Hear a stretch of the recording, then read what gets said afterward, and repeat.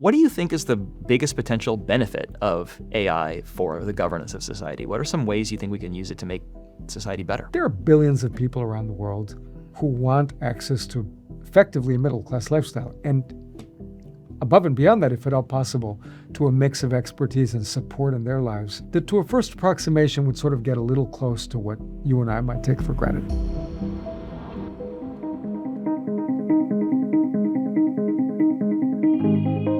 Hi, everyone. Welcome to The Context Window. My guest today is Tino Cuéllar. Tino is a real polymath with a storied career spanning the public and nonprofit sectors. He has a law degree from Yale and a PhD from Stanford, where he served for many years on the faculty of the law school, and has recently returned to lead the Center for Advanced Study in Behavioral Sciences there. Before that, he served in the Clinton and Obama administrations, was a justice of the California Supreme Court, and from 2021 to 2026, he was the president of the Carnegie Endowment for International Peace. Tino came to Harvard College from Calexico, California, and grew up on the US-Mexico border and in the shadow of US immigration policy and enforcement. It's clearly shaped how he thinks about the law and how it can be a force for good. He was also recently appointed as a trustee to the Anthropic Long-Term Benefit Trust. This is a fascinating and wide-ranging conversation about immigration, public service, AI, and lots of other topics.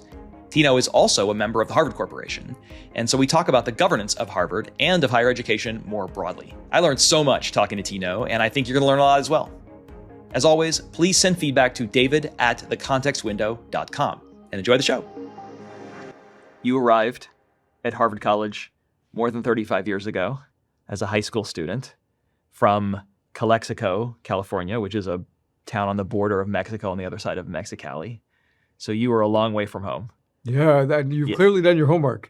And you had to mention the 35 years or so. I'm kind of processing Sorry. in a little while. Yeah. And the strange thing is I walk through the yard and I don't feel like it's been 35 years, but actually it's been a while. What was it like on your very first day in Harvard Yard so far from home? Excitement, intensity, but also uncertainty. I was far from home. Yeah. I had spent most of my life growing up in the desert or on the border.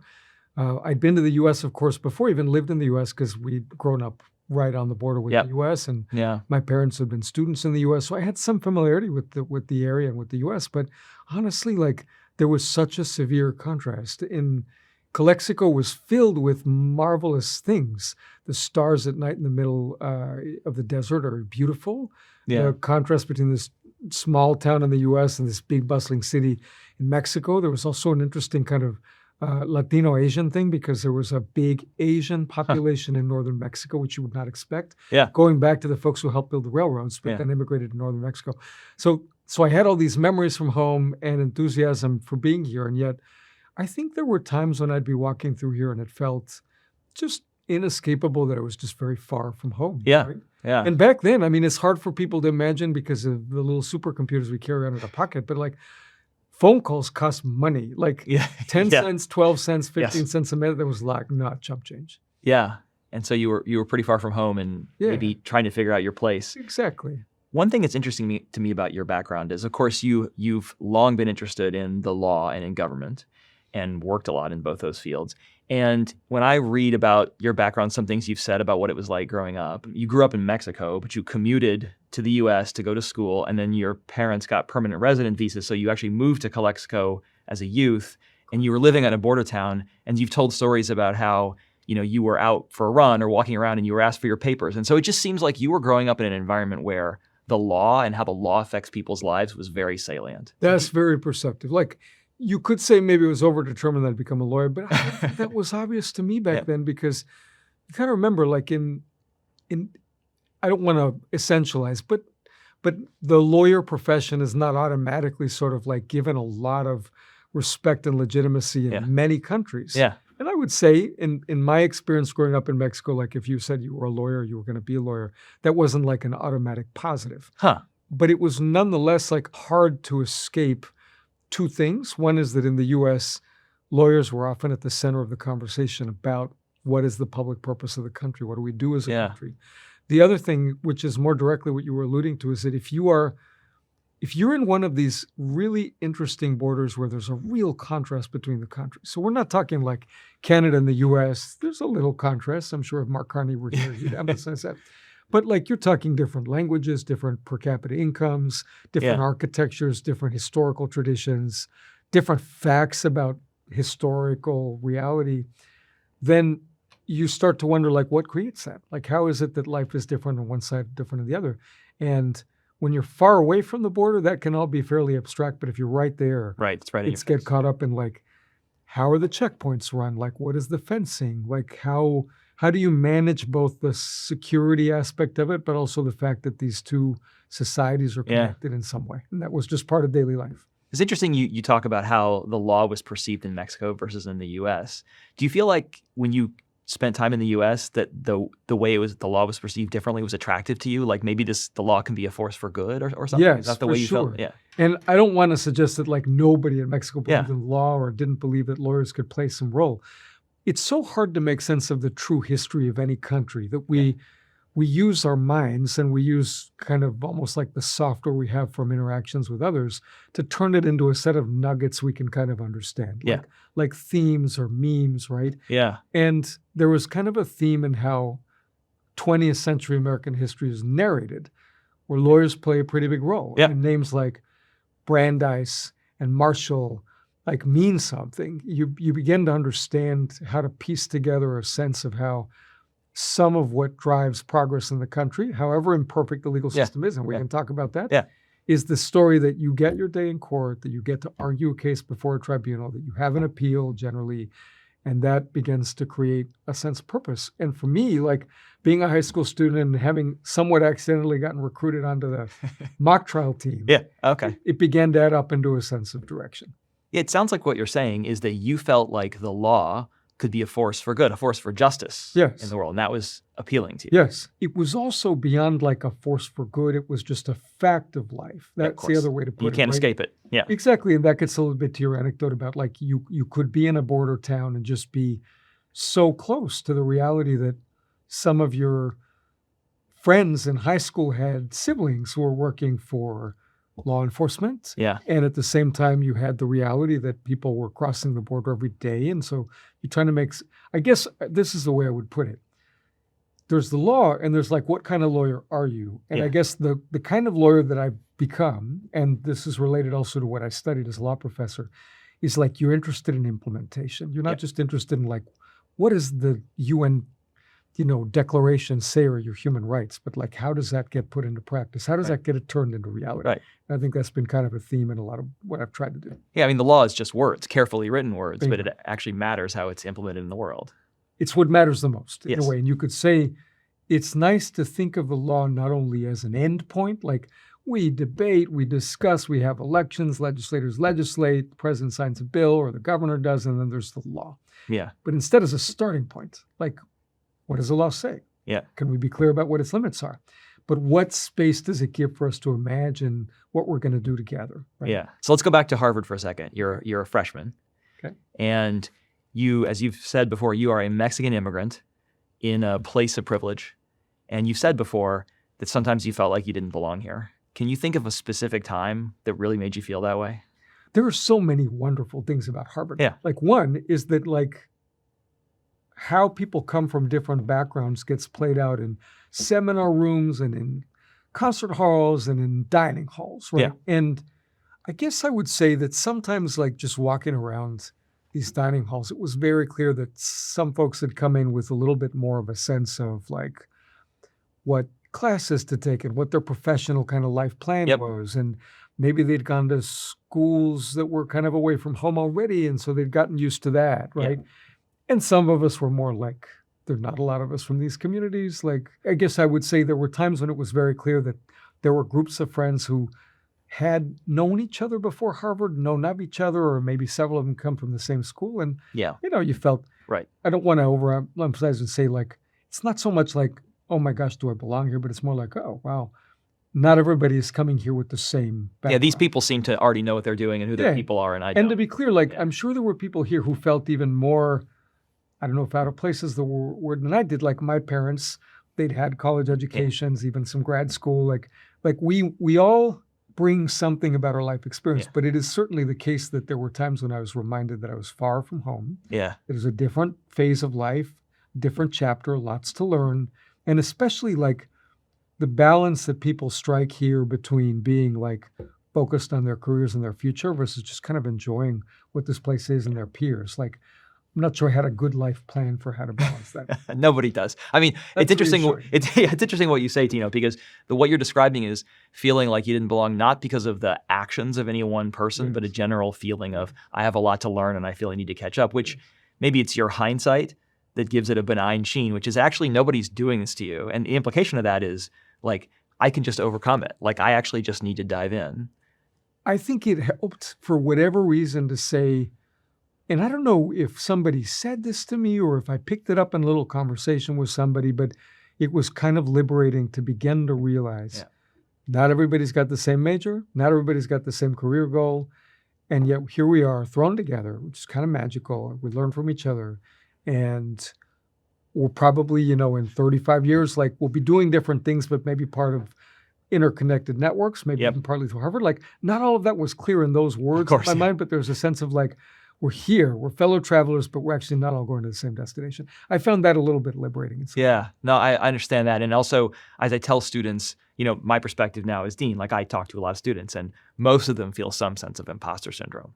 And if they all knew that, they would all feel better about it because it's actually much more of a common experience, so. And it reminds one that you can kind of overdo it as a professor with praise, but also like giving a little positive feedback. Yeah. I literally remember the first time some random, section instructor, but that's not fair to the section instructors. They're all important, right? That's kind of the point I'm making. But somebody in a section said like, oh, that was an interesting comment. And it like, you could like feel what it did in your brain and feel like, okay. We all have those moments, right? Where we feel like some comment or some experience that makes us feel, oh, maybe I can do this. Yes. Was there a particular class or professor that is memorable to you for your time at Harvard or gave you that feeling? Judith Shklar, a remarkable political theorist, extraordinary human being. Sadly, someone who passed away not long after I finished taking my class with her. But she taught a class, and this is in its own way not uncommon at Harvard, that was both incredibly intellectually rigorous, but also about life, like not just about an esoteric subject. It was about political obligation. And like at that point, you're unpacking, well, by political, does she mean a political party? Does she mean membership in a country and its civic life? Does it mean like a political movement or a set of views you have, or do you own family or your friends? And it was all of that and much more. And I think her ability to pivot between quite technical arguments about political theory and just like life experience was eye-opening. I also had a phenomenal section instructor, Peter Babe, JD PhD, probably had an important role in getting me to think about doing that eventually, who had a big effect on my writing. This is another important point. Like, why do we teach people to write here?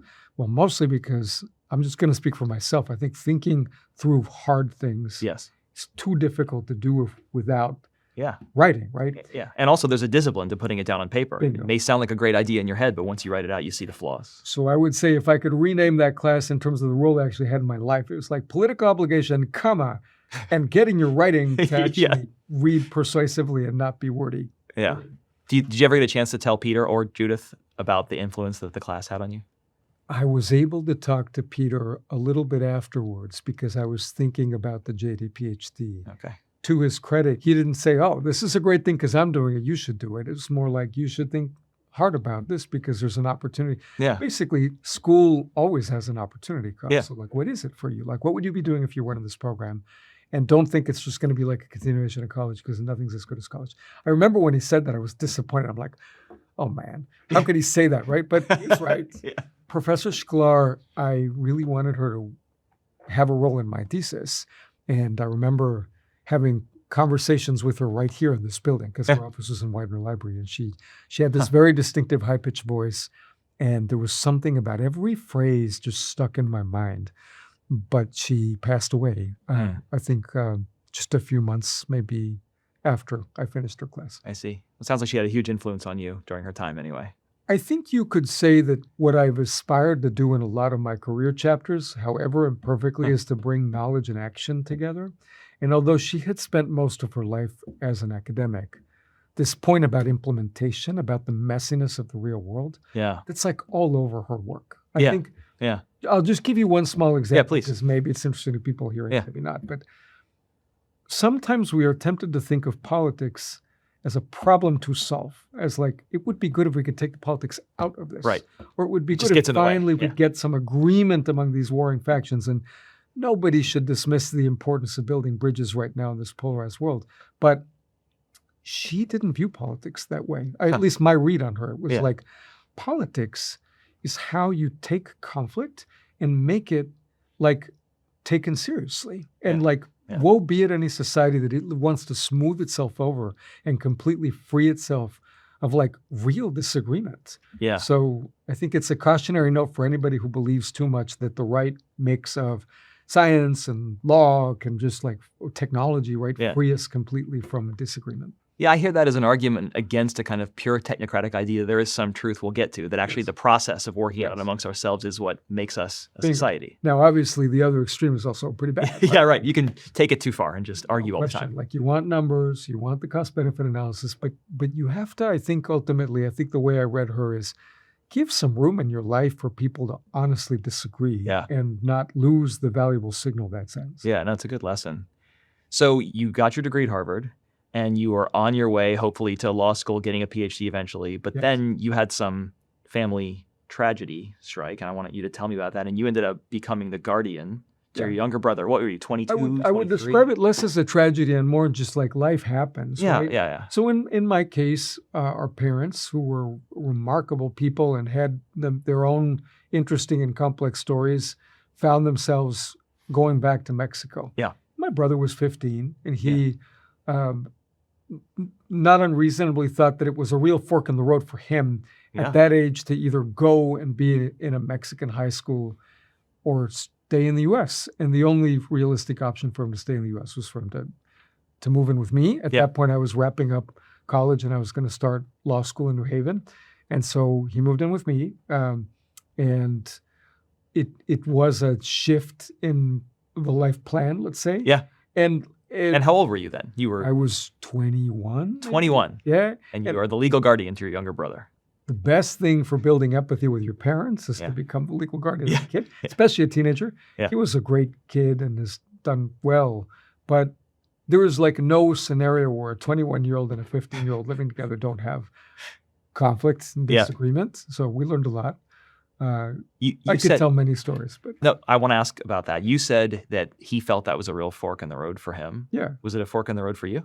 I think so. I mean, there's probably a state of the world where we just would not have ended up doing that. And I can't imagine, I'd be a very different person. Let's just say that. I mean, look, all of us are a product of like you have to add vectors, like who are you as a person? What do you want to do in life? Like, what do you value, right?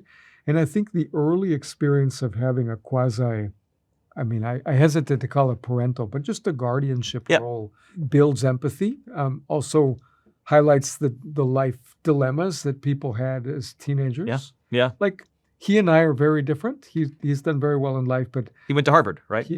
As I great said. start. Right. But he has the ability to slow down a little bit more and just kind of savor the time than I do. And I've learned from him that way.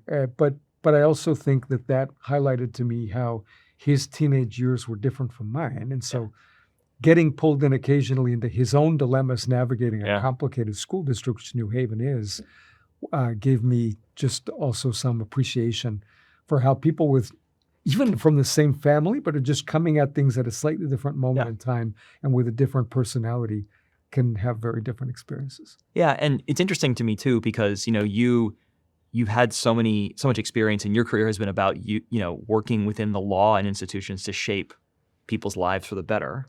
And yet, when you look at your own history, it seems like your family and the family obligations you had, but also the sense of what family meant to you and the choices it meant for all of you really shaped your life too. So that's fair. And also, I think that it certainly sensitized me to how incredibly lucky, like so many advantages come from family. And that cuts in all kinds of directions. But I'll just say, like, my parents valued education.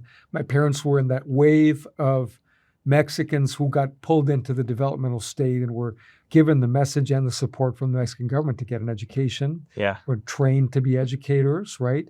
Had scholarships, were able to come to the U.S. as students. So, like, well, while my life experience also included like Calexico and Matamoros and all of those challenges, like it already highlighted to me that, I'll just put it this way, like there was responsibility. Some of it ended up getting applied in the context of my own family. So when family members have health issues, to help them out, or when my brother needed somebody to, live with him, to do that, but also a broader responsibility.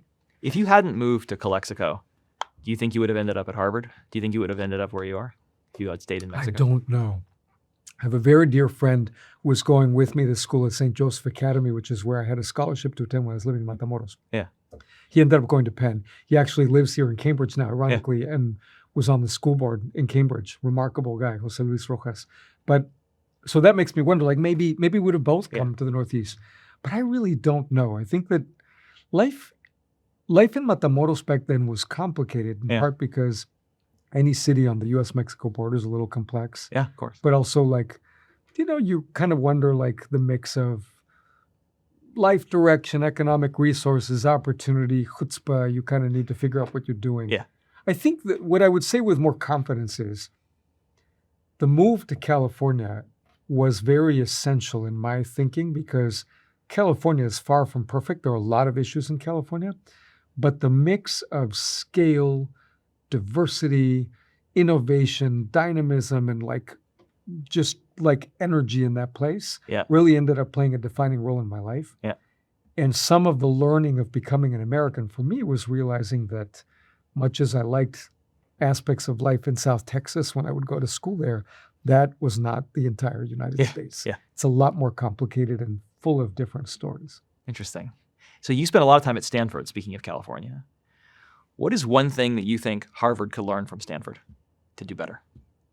Stanford is more able to execute big, complex, interdisciplinary institutions and projects. Why? Well, I think there are two reasons. I think Harvard's model, as our former president Larry Bacow reminds us, has stood the test of time for many centuries. Yes. But it has built into that model a degree of decentralization and capacity to operate as somewhat almost like a federated set of institutions. Yes. That is a strength and a challenge. Every tub on its own bottom, as they say. Bingo. I mean, that's a very Harvard phrase. Yes. Like even people walk around and say ETOB, right? As if it should mean, as if we were the Pentagon. Right? Yeah, right. But Stanford developed when the concept of how you build an institution was different, and kind of the mix of path dependence and what was in fashion as the institution took off really in stages in the 40s and 50s, and then again in the 80s and 90s, and then again more recently, was a more integrated framework, right? And, Stanford is not as centralized as some places, but I think that degree of cohesion then means if you've got a vision and you think that in addition to these incredible departments you have on chemistry and on biology and the medical school, that you also think that an institute to study the intersection of biology and chemistry is going to be central to the future of the university, that is just easier to create at Stanford. So you think we should be better at trying to do big, bold, cross-school things here at Harvard? I mean, it's for Alan to articulate this in his own way, but I think the answer is basically yes. Yeah. And I would add, geography is interesting. It was here at Harvard as an undergrad that I began to dabble in computers a little bit more and to discover the early internet, text-based at the time. And when I started my PhD at Stanford, the World Wide Web was beginning to take off. And the thing that's interesting to me when I look back to the early days of the internet was a kind of strand of thinking about cyberspace, which is reflected nicely in the work of John Perry Barlow, the former Grateful Dead lyricist, who was also kind of a spiritual thinker of cyberspace, that the internet had the potential to destroy geography. Yeah. That did not happen. Not at all. In fact, the opposite. Many people were saying that at the time, but it turned out to not be true at all. Isn't that interesting? Because here you may be wondering, why in the world does this relate to my question about interdisciplinary stuff? Because in addition to Stanford's history of being somewhat more cohesive, there is also a geographic fact, which is Harvard spans the Boston area. Yeah. You've got Alston, you've got Cambridge, you've got, obviously the medical school campus, but actually integrating Longwood with this place is not physically possible. And yet we managed to be, in our own way, dynamic and interdisciplinary, but it's always going to take a little bit more effort than when you pretty much have everything going on in one campus. Yeah, that's right. Right. And in addition, the other geographic advantage is Silicon Valley and its proximity to Stanford and all that. We have our own issues with geography here. Like I often think that Harvard's development is kind of accidental development, and the meandering process by which it evolved kind of mirrors our streets. You know, like our streets are not centrally planned. They're essentially cow paths that got turned into streets later. Like, so it's kind of... It's very organic. Yeah. And I remember as an undergrad, I mean, we were all pressed for time back then, so I don't want you to think I spent too much time doing this. But sometimes I'd come into Widener Library, and I'm not even sure if these displays are still there, but there were like these displays of like three-dimensional renderings of what the Harvard campus looked like over time. Yeah. You know what I mean? Yes, I do. Yeah. I have a map like that in my office, actually. Okay, and what I love to see is like you could see the version of that from like 1700 and how the streets had the same meandering pattern we see in almost these reflections right here on this table. Yeah. And it was just kind of awe-inspiring that you could have that much connection across time, like that the accidents of time were still somehow shaping us today. Yes. There's less of that in California. Yeah. Let's just say, like, if you ask me the question of, like, what could Stanford learn from Harvard, I would say many things, but one, architecture and a sense of place. Like, Stanford has great beauty, but there are fewer iconic indoor spaces there. And I think that's not just a function of the weather. I think there's something about the texture of this campus when you walk into certain buildings where it's both the weight of history, but it's also that no building here has been put on this place for many hundreds of years without like a lot of thought. Yes, that's right. So you got your JD from Yale in 1996 and your PhD from Stanford in 2000. So you were kind of doing these things around the same time. How were the experiences of being in law school and being in graduate school to get your doctorate different? Oh, very different. And ironically, like the opposite of what I expected. So let's go back to like my last year in college here when I was thinking, all right, I'm going to stop fighting the urge to go to law school.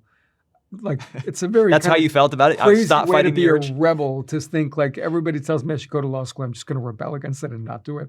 It made all the sense in the world for me, right? Yeah. I like to argue. Like I thought there was a way of connecting like thought and writing with action if one went to law school. So why were you fighting it? Well, that's a good question. I think I wanted to be a nonconformist in the most ridiculous way. Like talk about like not really rebelling that severely, but okay, be that as may. I think it was also maybe that the idea of getting a PhD and doing something in the policy world and then eventually in academia was pretty attractive to me. And in many ways, it's sort of one path that I've sort of taken. Yeah. But it took me a while to realize that it was not either or. That was a key moment. And so the Peter Babe experience was part of it. A summer I spent in Chicago working for a research center that had a bunch of JD PhDs where they had me doing research on the Chicago police a little bit was also kind of a point where this played out. So anyway, once I realized that, I started thinking a little bit about where to do this and how to do it. And I expected that PhD would be kind of a continuation of what I described about Judith Shklar. But, you know, maybe there's more social science cast, so you'd learn methods and you'd be learning techniques to do your research, but it was mostly going to be a chance to explore big questions. Yeah. Like, what is the nature of political organization? Where is democracy going? How does technological change affect the way people respond to politics? And I expected law school would just be more like, here are the 7 things you need to learn to understand how a contract is formed. Instead, something about the moment the political science was in and the fact that it was that kind of law school was the reverse. So Yale was much more like just one step removed from political theory. I mean, you did learn some law if you hung around there enough, but I wouldn't say it was sort of like a very professional. It didn't feel so like you were being inducted into a profession. It didn't feel as pre-professional as you expected. Yeah. And I thought at that point, for whatever reason, maybe it was the rise of the rational actor model or something about the way political scientists were trying to position their discipline vis-a-vis yours, economics, that like in the first year it was kind of like, this is what a good political scientist does. These are the methods you use. These are the questions you research. These are the questions you don't research. And I was just waiting for what is political obligation? Now, it's good. We learned all that, right? But it was just like getting used to what actually plays out, which is different from what you expect. It might have been the moment you were in, but I'm not sure. I mean, one thing I think I often tell students when they ask, like, should I get a PhD, or is it, the implicit question is it just like more school? And I say, not really. It's really more like job training than it is like school. Like we professors, we only know how to train you to be us. We don't know how to train you to do anything else. And so you're going to narrow in, find a dissertation, focus on one particular topic and become the expert in that topic. And so were kind of actually teaching you. You're a wise mentor. There's something else too that is at play that I can see now in retrospect, and that is when you admit somebody into a graduate PhD program, you're actually screening for whether they have enough intrinsic motivation, enough love of the field, enough attraction to those questions that you don't have to be reinforcing that because you can assume it almost, right? Yep. I mean, you could twist it down and do a little more of it, I think, of the kind of intellectual piece early on. But truly, then you're asking, well, if you're going to be that interested in the field, what is it that will equip you to actually add knowledge, right? Yeah. So I've come to kind of accept it, but it was not what I was expecting. Interesting. That's interesting. So you got your PhD in 2000, but in 1999, you served in I think your first role in the federal government in the Clinton. It was 97 I started. 97 you started. Okay, so 97 to 99. Yeah, you've got the chronology basically right. So what happened is I actually finished law school in 97. Okay. At that point, I had done most of the PhD except for the dissertation. Yeah. I had one political theory class to take as well. And I could have gone back to just keep that going and finish, but I was you've got to forgive me for being a little sick and tired of school. I forgive you. Right. All is forgiven. So I started looking for jobs in the federal government, thinking that would be a good experience. Maybe even thinking that might shape my approach to what kind of scholar I was going to be. I also thought that if I wanted to aim for legal academia, actually having some real work experience was going to be useful. Okay, so you got the job. Tell me if I get this title right. You were the senior advisor to the Undersecretary for Enforcement at the U.S. Treasury Department. Incredible memory and incredible knack for bureaucracy.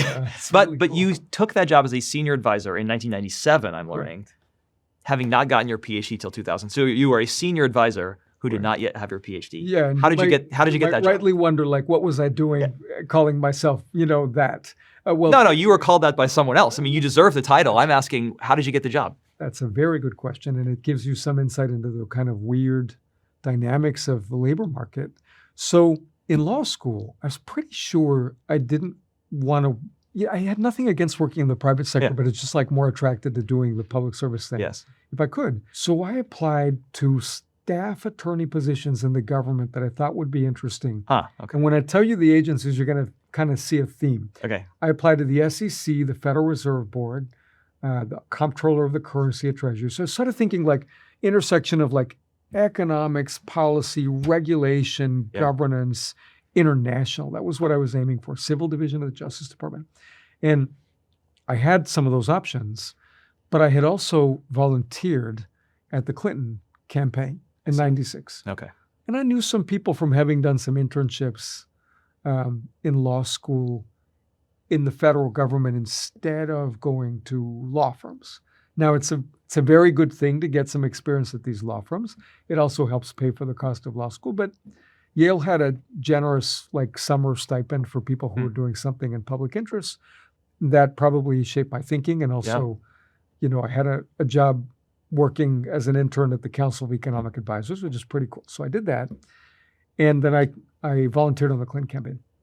So that meant that my resume ended up in the White House Presidential Personnel Office for a policy/political job with no guarantee that I would get it. There's a very opaque process. And a guy named Mike Zeitlin called me one day out of the blue and said, have your resume. Don't know if anything will come of this, but I want to see, are you still interested? Are you still in the market? I'm like, are you kidding? This sounds pretty cool, right? Yeah. I didn't think of it too seriously at first, so I kind of pursued the staff attorney kind of civil service jobs. But as that played out, I began to realize that it maybe had legs. Yeah. And there was an interview I got with NASA, which for anybody who's ever read science fiction is kind of cool. Yeah. To work in the administrator's office. There was an interview I got to work at the five-sided building. I guess what do we call it now? I'm not sure, but the five-sided building that used to be known as the Department of Defense. And then I got a call from Treasury, and I thought this Treasury thing sounded really interesting. It basically was advising. My title first was policy advisor, then senior advisor, helping the undersecretary and his small staff oversee these law enforcement bureaus that dealt with a lot of complicated issues at the intersection of law and international affairs and enforcement. So economic sanctions and anti-money laundering and anti-corruption. Yeah. At the time, the Bureau of Alcohol, Tobacco, and Firearms was part of Treasury as well. Oh, okay. So gun policy. They sounded like really interesting issues to be involved in where you have to think hard about what the right answer was. And so that's where I ended up. Interesting. What do you think you learned from that first government position that helped make your decisions later in the career? Easier or harder? two things. One, that people are the most important ingredient in any job. Like the title, the formal jurisdiction, that pales in comparison to like, who's your boss? Who are your colleagues? What's the culture of the place where you're working? Yeah. What are the teams that you're going to be a part of? That's good. That's definitely true. Crucial. Yeah.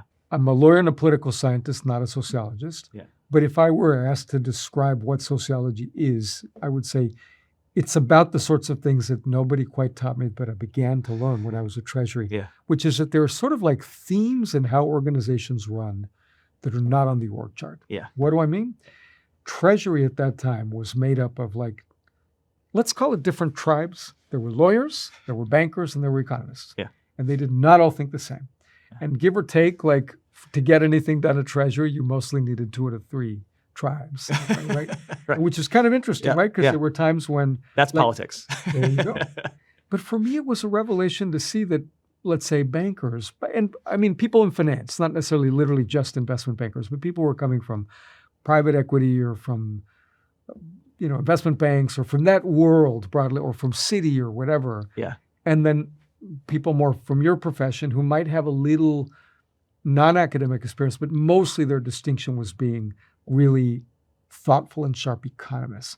And they did not always think the same way. And nor would you expect them to with a little bit of knowledge, right? Right.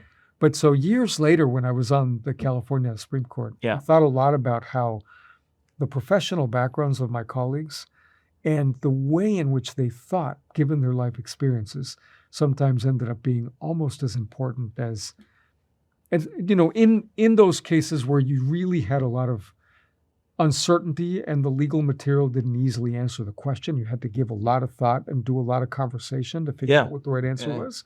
Like these themes about what life people had lived loomed pretty large. That's very interesting you mentioned the California Supreme Court because you brought a very unusual background to it. You were the first Mexican immigrant to be appointed a California Supreme Court justice. And you probably, I'm not sure if you're the first, but I'm guessing you were pretty rare in also having a PhD in addition to being on the court. It turns out, I believe there was at least one other person before, not serving contemporaneously, but earlier who had a PhD. But you're right that most people didn't come in with that background. So how did those two things that were quite different, how did that influence like the opinions you wrote, the clerks you hired, whatever else, your job? I think on the first one, it was more, so like, interestingly enough, being a California Supreme Court justice, a little bit like being in some ways a professor at a place like this, allows you to define the job in somewhat different ways. Like there's a core of it that you have to do and that you want to do as well as you possibly can.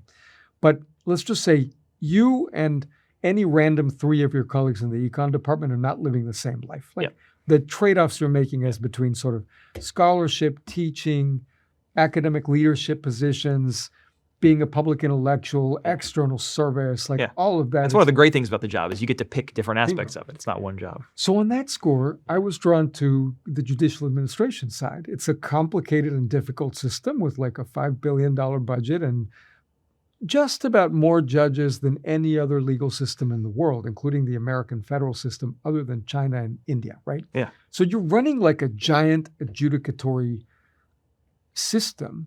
And one of the questions that loomed large for me, perhaps because of the immigrant experience, was like, can we make sure that language is not a barrier to interacting with the courts, to serving in, some capacity as a witness where you have to, give testimony, to making sure you can feel like the courts can be a fair recourse for you if you feel like you are at risk of being thrown out of your residence. And that's actually a challenging issue because there are over 100 languages spoken in California at enough density that you might actually imagine interpreters. There are interesting labor issues with the interpreters, very interesting technology issues. If you think about the innovation side of California, what you might be able to do at the counter with translation software, but you might not want to do in a courtroom. And so I got pulled into that. I think the PhD, let's just put it this way, not necessarily just the PhD, but the orientation to think about law partly as a self-contained enterprise, but also partly as a system where you're an institution, but you're in a system with other institutions, probably shaped how I wrote opinions and made me think in a little. So like in the PhD, I studied a lot the interaction between different bureaucracies and different institutions, different countries. And that made me think every time we write a judicial opinion, if we only write it in such a way that only the people who can understand it really truly are the lawyers. Yeah. We're not actually being fair to the full context in which this court is trying to operate. Like the power of this institution that we hold on behalf of the people of California is to decide who is going to be subject to coercion at the end of the day.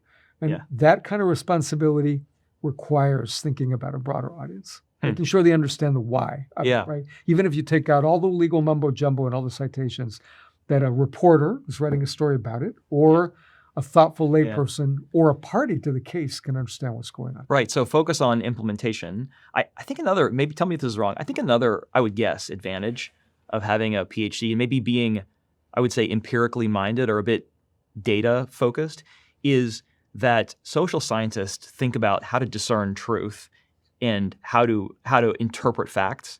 And the law is much more directly interpretive. So you're writing law and you're trying to interpret the words that people wrote down, but you're not necessarily encountering data and how that law actually plays out in people's lives and whether the law is effective in some sense. And so I would guess that in some ways, that's why the law and economics movement, I think, has been persuasive, because economists tend to be very focused on data and discerning truth using research designs and so on, and political scientists as well. So do you think that focus on research? I think that's a very perceptive point, and I would just make the following friendly amendment.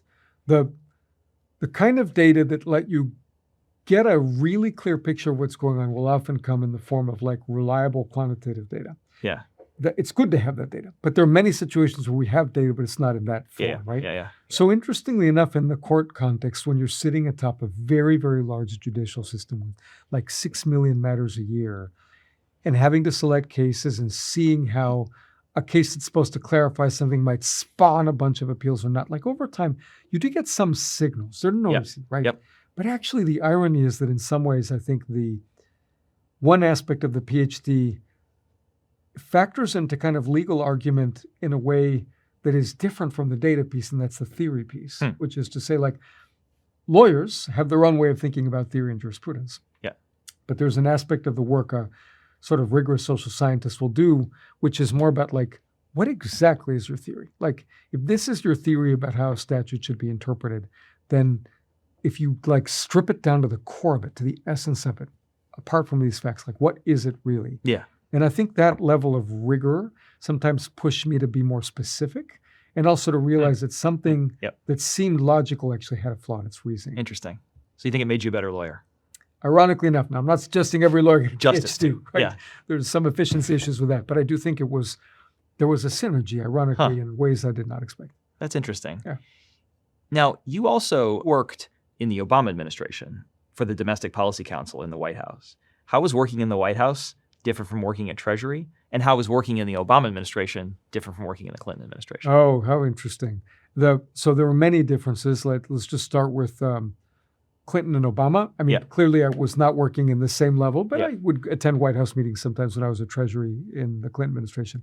I think it's fair to say that the two biggest differences are that there was a somewhat tighter organizational structure in the Obama years. Yeah. The president wanted to run basically on time, wanted to basically understand what is the logic of the manifest of different meetings. You'd get little signals that was sort of important and there was some effort at rigor. Yep. And the Clinton years were more organic or adaptive in a way. I mean, maybe it's that I was picking up the Obama opportunity early in the administration. So there's a different logic when people are just trying to learn the system and establish procedures, and maybe well into an administration, there's a level of comfort that people have. Yeah. And the president's acting in a way that just sends a signal that it's okay to be a little bit more flexible about things. But the bigger difference is we were on a progression towards more polarization. Yeah. Far less in the early years of Obama than we have now, but more then than we had, I think, in the Clinton years. Not to say that there weren't plenty of controversies and big debates, but in some ways, they felt to me more about particular fact patterns than they were about the overall logic and geometry of American politics. Yeah. And over time, it became more of a kind of effective polarization. There's good research on this from your colleagues. And all of that, I think, registered in my mind. I couldn't quite see it at the time. The other difference, though, which you alluded to, is White House versus agency. Yeah. And what I'm certain of is that the experience of having been at the agency and knowing what it feels like when people say, oh, the White House called again, would you believe the crazy thing they want us to do, right? Yeah. That definitely had an impact on my thinking about the White House job really is a way of building coalitions. I think to myself, like, there are people sitting in the West Wing, which is not where my office was. It was in the Eisenhower building. Yeah. But I was in the West Wing not infrequently. Spiritually, too. Yeah. who were effectively trying to shape an agenda for an impossibly large enterprise under enormous constraints and a lot of blowback. And they have little information and clarity about what's happening at the implementation level. There are then people working in these agencies, including folks like me, who have a set of agendas and goals and mandates from Congress, money they need to spend, and they're trying to do this thing. And in a way, I ended up thinking about my DPC role as like, with one hand, I was trying to hold on to those people who were in the more kind of explicitly political role, and with another, the people who were actually trying to implement policy and making sure there was a degree of communication and texture in that relationship. How would you advise students to go about finding a career in government? How can they work in government and have some of the experiences that you had at a relatively young age? Start by interrogating your motivations. Like, what do you care about really? Yeah. And I don't say that to discourage anybody from working in public service and government. I think that's great. And there are other forms of public service too. But it helps because it can give you a sense of what to say yes to and what to say no to, right? Yeah. I mean, go back to Give that. me an example. Like, what's something you said no to? I was incredibly lucky to have opportunities to potentially go to like the NASA job, the Department of Defense job, and Treasury. It helped to know like what really motivates me and what trajectory do I see in my future. And I kept on thinking, I don't know where this all goes, but do I think it's important to understand the intersection of like economic power and law? Yeah. Do I think it's important to be in a job where there's a domestic and an international component? Do I think it's important to be in a job where there's a powerful agency that has a complex set of jurisdictions, but where there's like intellectual rigor? And I'm not meaning to sort of diss the other agencies, but there was a clarity that came from that then allows you, I think, to gather knowledge in certain areas and make it modular. Like, nobody starts as an expert in 20 things. Right.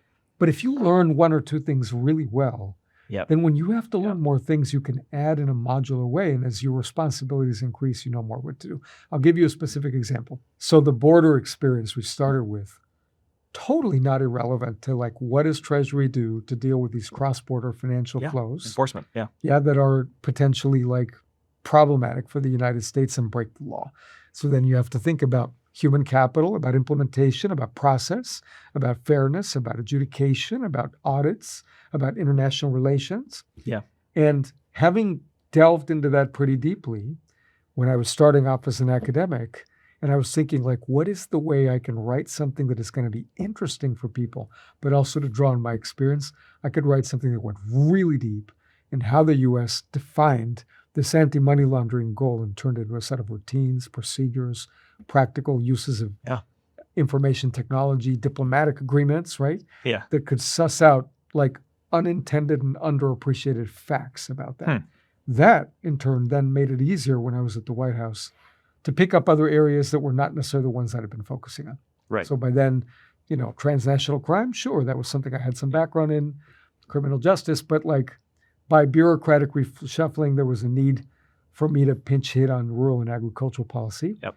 But the questions I'd be asking was very much shaped by that time at Treasury. Yeah. Even though the issues are different. Like, who are the interest groups? Like, what is this stuff that's hard for the agency to do, right? Sounds like what you're saying, Tino, is you built an expertise, but you also built a kind of process for yourself and some habits of mind that allowed you to translate that into something adjacent to it and kind of build it out. I think that's very well said. Yeah. And I hope what comes through is like, I use the word expertise with caution, because if you really learn about something, you always realize that there's someone who knows even more about a subset of what you are defining as your expertise, right? And often experts themselves know the limits of their expertise more than people who know less. That's part of the curse of it. The flip side of that is that often people who do have an expertise but also have a set of political and other incentives to deal with the pressures that they're under want to make the decision at their level, even if it's not just a technical and expertise decision, but it's one about how to allocate political capital, right? Yep. So I found that too when you're at the White House and somebody says, oh no, we just can't do that. Well, then you sort of probe, well, we can't do that. Why? Is there a legal reason? Is there a budget reason? Is there because you think there'd be too much political backlash? And you begin to realize that often there's a way ideally to keep the coalition together, but to get something done. So you were a Harvard undergraduate who chose a career in government. The class of 2025, more than 50% of those who took jobs after graduation took jobs in consulting, finance, or tech. Is that number too high? I think the number is not too high if people go into those jobs knowing that they ought to consider at least a varied career. I think they're too high if many of those or most of those end up really just having a career in those areas. Why? Because if you actually, there are any number of things you can do in the private sector that benefit from some public service, and we can talk about the downsides of revolving doors and the ethical issues that might arise sometimes. But fundamentally, I think one strength of the American system relative to, say, European bureaucracies that have like a stronger civil service and almost no political appointees, there are fewer opportunities to go serve for a couple of years, come out, and then do some other things. And it doesn't even have to be in a political appointment. I'll give you another example. The opportunities you get as an assistant United States attorney, federal prosecutor, a job my wife did, are extraordinary. To make judgments, to feel the weight of responsibility to represent the American people. And then many of those folks end up in the private sector, but with a set of experiences that are nuanced and enhance whatever they do in the public or the private sector. So I am the dean of Harvard College, and I have some ability to try to influence the kinds of careers that young people go into, but not as much as you might think. I can't tell them what to do. It's a free country, and I also wouldn't want to. So if I was talking to students who were unsure about whether to take a career in, or take a first job, I should say, in finance, consulting, or tech, or go into government, how do you think I should make the argument that they ought to try government if they're so inclined? What is the best argument for it? I'm going to broaden the idea, the message that I think could be conveyed, but I think it leads roughly in the direction I think you're suggesting.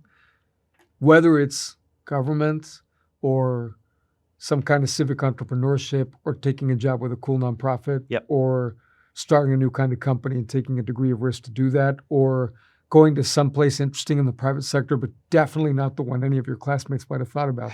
To me, the larger message is write your own story. Yeah. You are in such an extraordinary place and with an opportunity that almost anybody in the world would envy. And if you have this and still you go into the things that the other 50% of your classmates are going into, then let it be for the right reasons. And what are the right reasons? Well, one reason is like, it's the reverse of what we're talking about. It's like you want to learn something in finance or consulting that you think you can apply in other careers, or you have a geographic or family logic to what you're doing, or you're among those people who actually think that they have the 1,000 things you could do in the world. These are literally the most cool, exciting things in the world, right? Yeah. But I think write your own story. Like, and there are ways in which kind of fractal like that's present in my own choices, because it wasn't just like go to government, but it's like Treasury over, say, DOJ, right?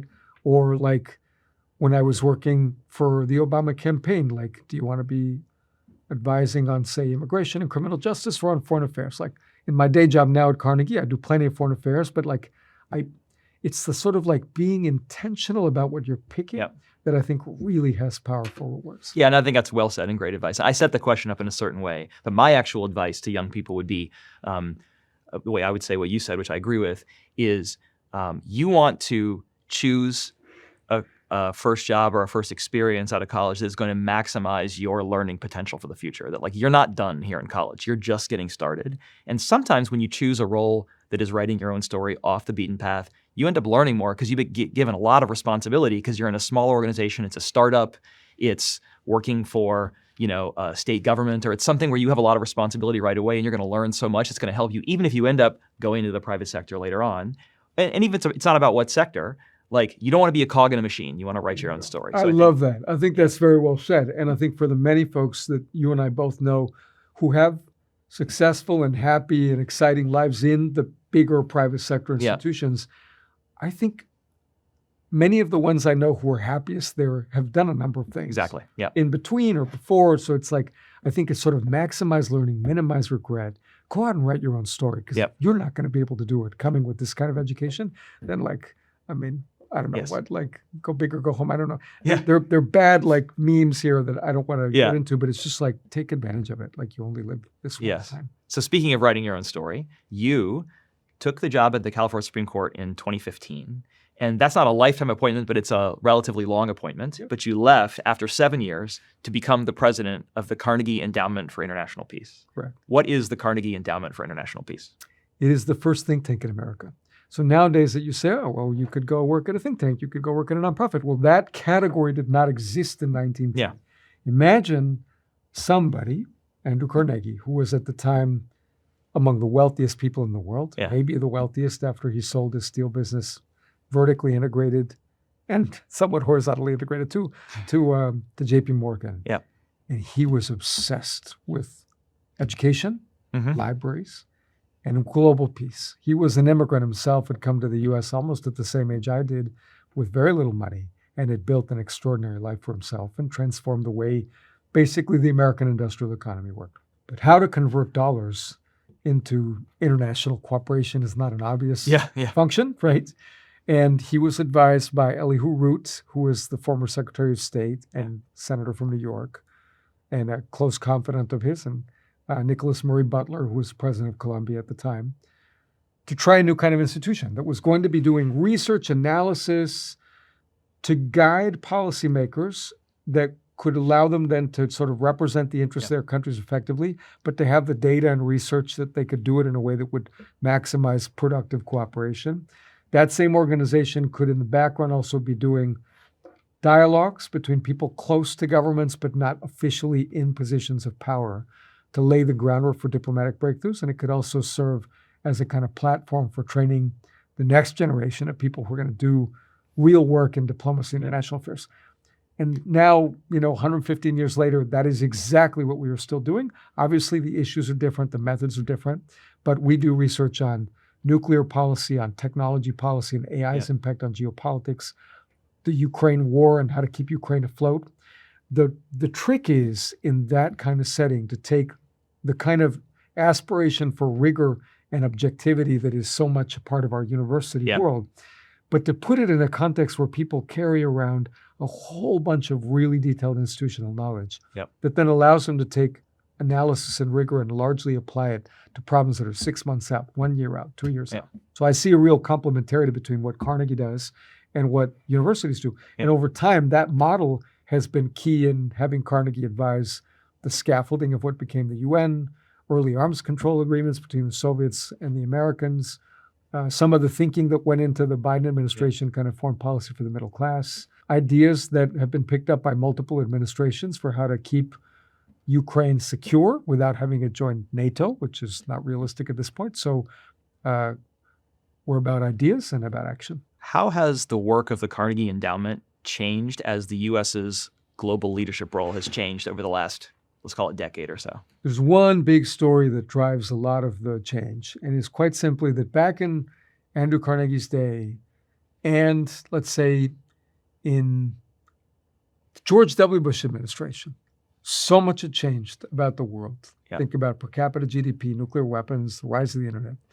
But by and large, you could find in America people from both political parties, and many of them, who kind of believed that America's role in the world should be one that had a real set of global connections.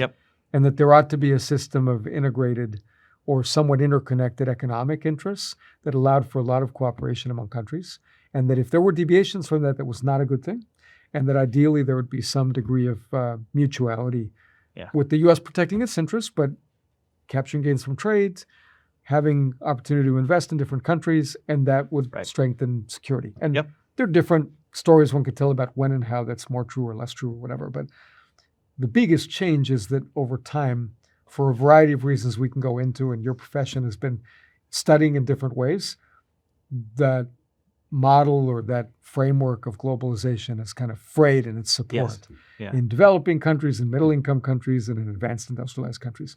So in that environment, it becomes more important to just to bring issue-specific expertise and to lean into the piece of like, well, we may disagree about where the world is going in 10 years, but like if you want to know what is happening in Ukraine and the Ukrainian government's ability to field effective military deterrence vis-a-vis the Russians, like we have insight into that. Or if you want to understand, right? I see. So it makes the work more tactical. Is that kind of what you mean? I think that's fair. Yeah. And there are parts of Carnegie even now that we are trying to orient towards thinking big picture nonetheless, including to think about the current moment we're living through globally as a series of interconnected disruptions. Yep. Think about the Ukraine war. Think about the shifts in U.S.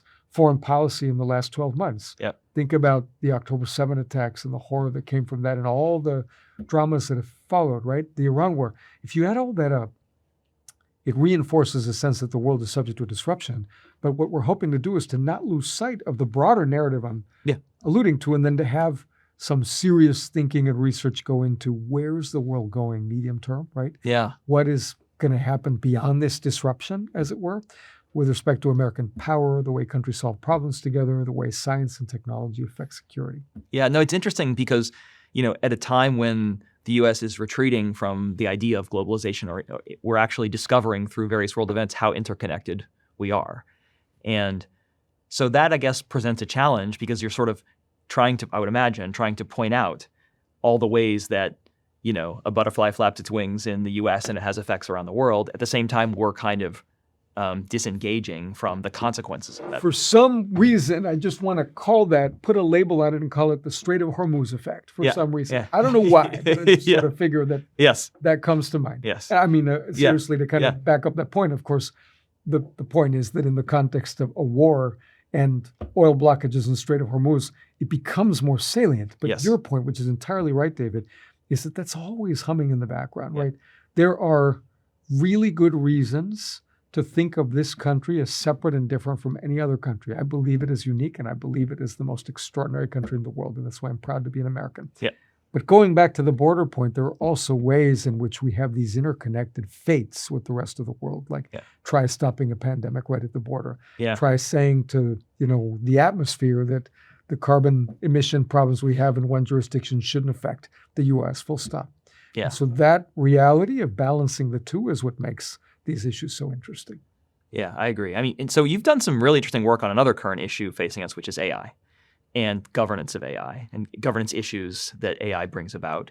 And I think that's great work, and I want to ask you about it. I know you were appointed by Governor Newsom to co-chair a task force for California on frontier AI models with Fei-Fei Li. Correct. And you wrote a report, which I read. I thought was great. Here's my question about it. There's a degree of difficulty in this that I want to get your thoughts on, which is how do you make recommendations about governance of something that is such a moving target? Like AI capabilities are advancing so fast, and I imagine when you wrote that report, they were actually very different than today, with agentic AI capabilities and so on. So how do you even tackle that? That's a great question. It is not a solved problem, but I think it's also important to not be completely fatalistic about it. So you'll note that in that report, we start by framing the problem a certain way, right? Yep. We believe in evidence and we believe in rigor in thinking about the question of how should any society balance the many benefits that can come from routine use of frontier AI with the risks, and particularly catastrophic risks.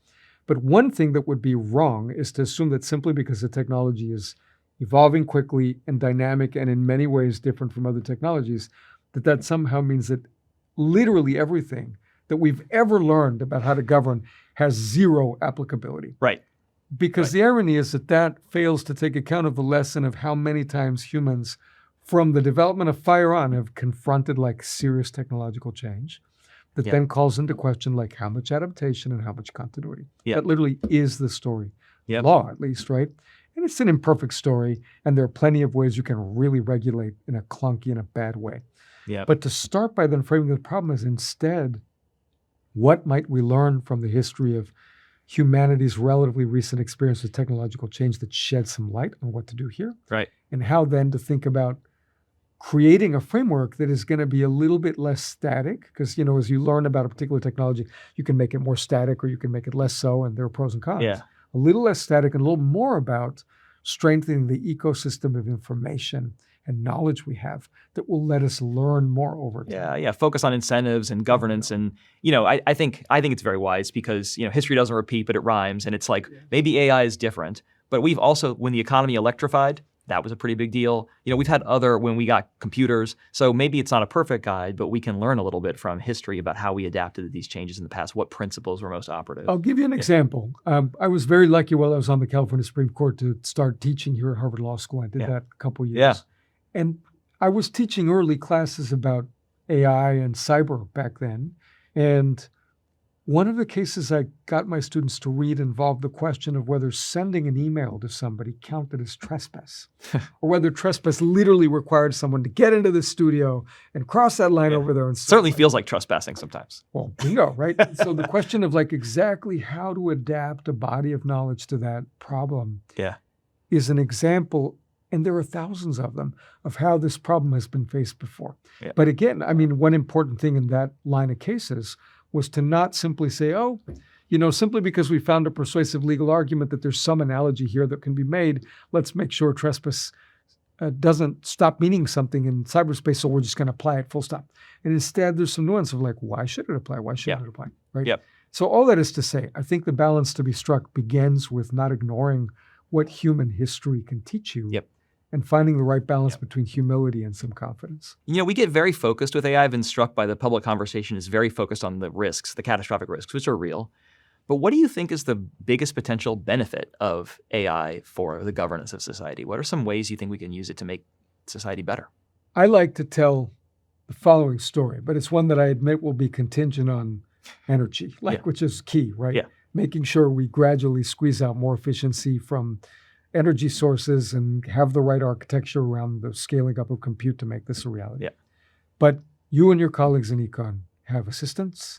You have kind of a scaffolding around you that lets you do your job. Yep. And as dean of Harvard College, you have that in spades. Yes. You have a terrific team. I know it. Can't do without it. Yeah. Exactly. And it makes those of us in these positions look good that we're lucky enough to work with that amazing team of people. Those opportunities are important, and humanity should continue to have them, and they develop skills and opportunities and knowledge and social capital for the people in those positions.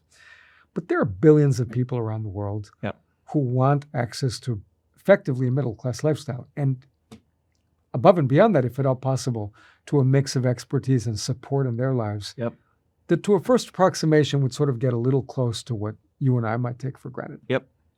I do not see a path for them to have that without some really smart and thoughtful leveraging this technology. So done right, people have chiefs of staff, people have access to medical and educational information in spades that otherwise lives in a much more constrained environment of expertise. There are then really interesting questions, which I think touch on your interest in research around skills and around human capital and around what life people can live with different levels of education that are fulfilling lives that involve perhaps some co-creation with these technologies. Yep.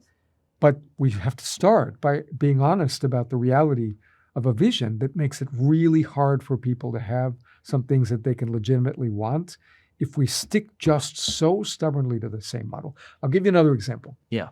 The California Supreme Court, in addition to deciding cases and effectively playing some role in supporting the oversight and structure of the entire court system, also oversees the state bar, which is one of the biggest ones in the world. Yep. There are a lot of lawyers in California. Yes. And we need a lot of lawyers. And in my ideal world, many, many of the unmet legal needs of poor people would be met by good, thoughtful lawyers doing pro bono work. Yep.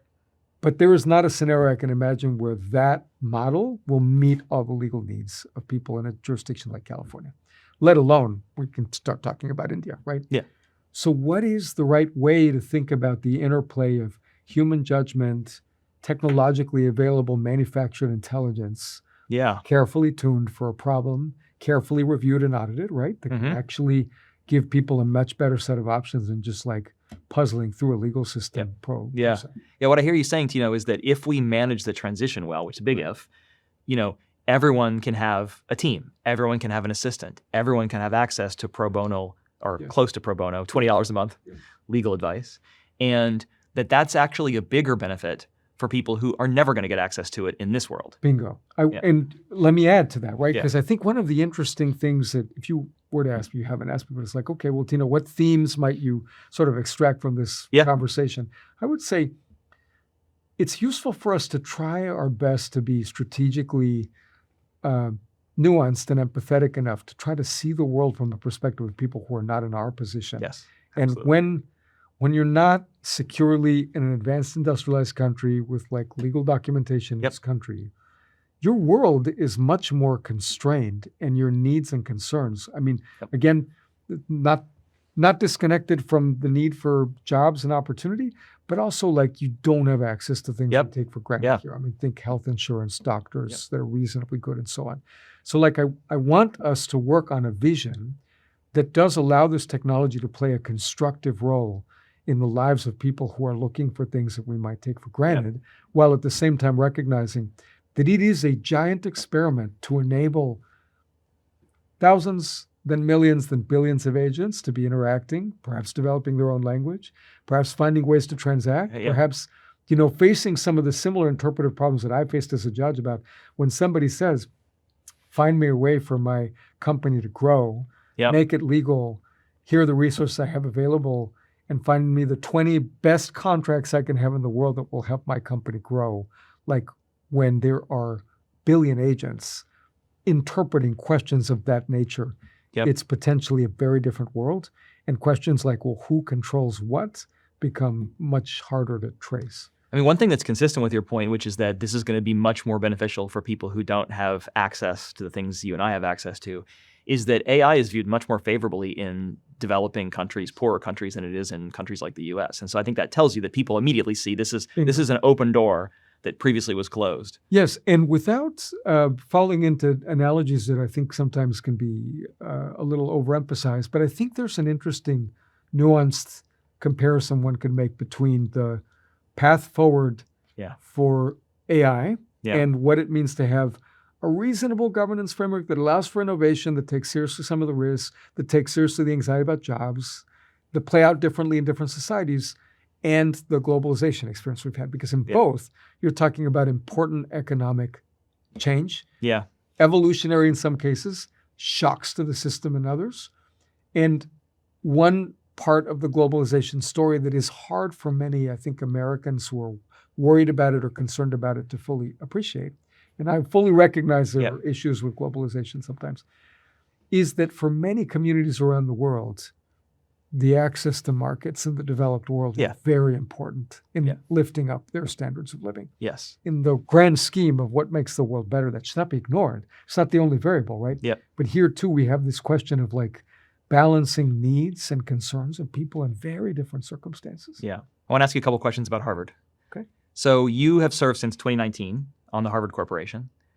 The Harvard Corporation is famously somewhat opaque to the outside world. So what is one thing that you wish people knew about the Harvard Corporation and how it operates? How much my colleagues and I respect and accept that Harvard is incredibly complicated and intricate and come at the issues that we get to help out on with a degree of humility and care. Like, I think it's hard to see that because sometimes what you got to do in any board is to have kind of an executive session and just talk quietly about hard choices that an institution has. But I think it relates a little bit to the conversation we were having about the decentralization at Harvard. Decentralization is a legitimate way to deal with enormous complexity, right? Recognizing that some of the judgment calls you have to make for, sophomores in college is probably going to be different from what is being done at the business school, and rightly so. But I think more generally, not just decentralization, but the scope of what Harvard's trying to do, advancing knowledge in so many fields, educating, learning, being effectively a curator and nexus of different networks, that requires some real care to make sure we listen and get the information that we need to help Alan and help this community try to get to the right place. But at the same time, recognizing that there's also risk of paralysis by analysis. One other distinctive thing about the corporation is that you pick your own members or placements. So how can you, and I've heard some people feel that it makes Harvard University less accountable. What would you say to people who say that? Like, what is your response to that particular governance choice for Harvard, and how would you defend it if you want to defend it? Yeah, well, I think I would say it's fair to ask, like, how do you make a system like that, which we were handed by some combination of right, you didn't choose it. The way Harvard has operated for hundreds of years, and even maybe the Massachusetts Constitution or whatever. Like, how do you make a system like that serve Harvard and its goals as best you can? And that, to me, augurs in favor of listening, taking great care in those appointments, consultation, leveraging membership of the Board of Overseers, too, who are part of the process because they have to consent. And I'll note that search committees include overseers, too, and they have a different sort of place in the Harvard ecosystem. But I think it all has to be put in a larger context, which is, if you ask me what the fundamental challenge is in governance, like I want to go that high, back up. If you ask me, how it is it that a country, an organization can be governed well, I would say the fundamental challenge is to balance responsiveness and insulation. Because too much responsiveness in a system or a reality that gives you pressures from different sides, generally, with some exceptions, but generally encourages shorter-term thinking, constrains when maybe the right thing to do is to resist some short-term pressure. And obviously too much insulation is a problem. And to me, part of what makes the role of the corporation, I think, a little bit more embedded is the governance reforms that played out some years ago. I think we've had them now for close to 20 years. And a really key element of that was getting the Board of Overseers and the corporation to work more frequently together on a set of issues that mean that, just as one example, like routinely in meetings over the weekend, the overseers are here, the corporation is here, we work together, we talk to each other, we hear the same sessions. So that is part of the story. That makes a lot of sense. And what I hear you saying, tell me if this is wrong, I hear you saying in that balance between responsiveness and insulation, maybe when you're governing a nearly 400-year-old institution that has survived, if you look at the top 10 companies on the S&P 500 20 years ago, it's a completely different list. Harvard has been one of the greatest universities in the world for so long. Maybe a little bit of insulation for the long run is a good thing. Yeah, absolutely. And I mean, how can I speak about this with more than one context? Well, partly because I've lived through being a judge. And very similar dilemma. I mean, think about the way judiciaries have evolved, such that you've got the federal judiciary, which is a lifetime appointment, although with a high-stakes confirmation process ahead of time. You've got some state judiciaries that literally are partisan elections. I'm going to let somebody else defend that because I'm not going to do it, right? And then you have systems like California, which are a hybrid where the term is 12 years. You kind of alluded to that. The governor appoints you, but there's a merit panel that screens you and evaluates you. And then you have a confirmation process that includes 2 judges and the state attorney general. And then you have the public do an up or down vote, which is not the same as saying like, well, you can run against me and say, who likes better, the nominated candidate or just another person. But it's more like, yes, no, shall this person be retained in this position? I'm not sure it's perfect, but the point I'm trying to make is that as with the Harvard governance structure, there's an effort there in California to strike a balance between how do you not make this be sort of like a least common denominator process of just what does the public think about the latest decision and then pressure comes, but instead to create some responsiveness, but also some insulation.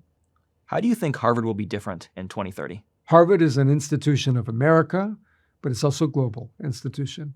And I think in 2030, probably Harvard will be thinking hard about how to balance those two realities, being an American institution first, but maybe leaning into further exploring, having some outposts abroad that let it continue its mission and deepen its relationships with key nodes in the world production of knowledge.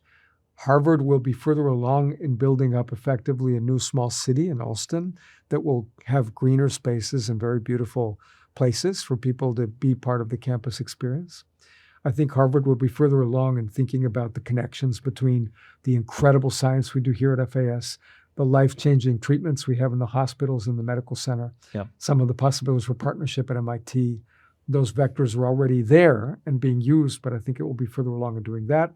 I think Harvard will be further along taking inspiration from all of that and asking itself, how can it be more able to meet needs and concerns of people well beyond our campus without ever neglecting the people who are at the core of our mission, our students, our faculty, our staff, but asking, at scale, what is Harvard able to do for a very big world that can benefit from what we dream up here? Sounds like you think Harvard will be in a better, stronger position in 2030 than it is today. I have no doubts. I believe in this place, and I think it has withstood a lot of stuff in recent years and in past times. I'm an optimist. Look, is that hard? Yes. Are there going to be some things that we need to keep an eye on? Absolutely. There are many. Revenue is not going as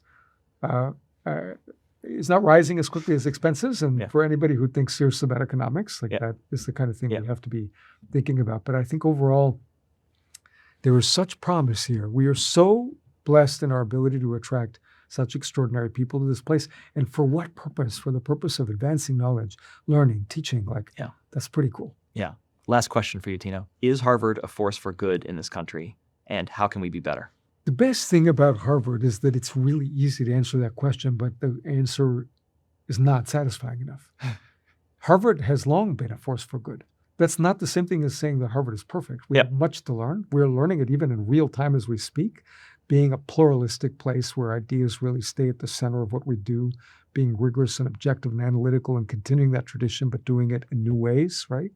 Finding ways to make people who are part of this incredible story feel like they fully have a place among us. But the truth is, whether I think about biomedicine, scientific breakthroughs, transformative paradigms in social science that help us make sense of the world and help us extend our ability to better improve people's lives around the world, or simply like the honesty and candor that comes from a researcher who says, my job is not in the first instance to sort of solve a social problem. It's just to tell you what I think the truth is and to prove it or to show it in a rigorous way, like Harvard has been a force for good for a long time. Why is that not a satisfying answer for me?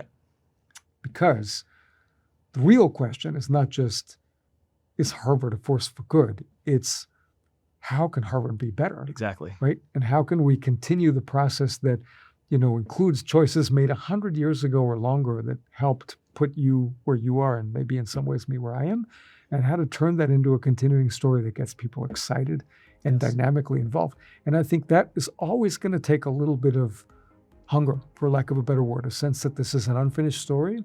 We got a lot to do, and that if we rest on our laurels too much, then Harvard is not going to be what it needs to be in 10 years. Here's to hunger. To hunger. Thank you, Tino. It's been so great to have you on the podcast. David, thank you. I really enjoyed this. Thank you.